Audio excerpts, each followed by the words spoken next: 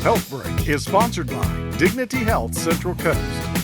Partial knee replacements are helping people reduce their pain and regain mobility.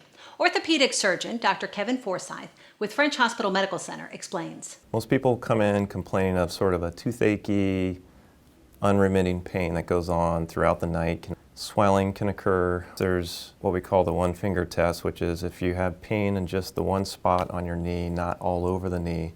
That's the first thing we look for. The other is certain special x-rays that show us that there's bone wearing on bone in only that one area of the knee and that the other two areas look normal. There's incision made over just the inside of the kneecap, what allows us to open up the knee joint and get access to the thigh bone and the shin bone, which we then resurface with the metal and plastic. Before surgery, people are made comfortable typically by going to sleep, just like any other surgery. And now we use these nerve blocks where the anesthesiologist can put numbing medicine into the thigh that then numbs up the front of the knee for up to 24 hours. It allows people to feel much better, use less anesthesia, and most of the time go home the same day after the surgery. It's such a fast recovery, less stressful on the body, that can quickly make a difference in people's lives in a lot of situations. Yeah, that's very rewarding. For more information, visit dignityhealth.org/Central Coast. I'm Kristen Priesel.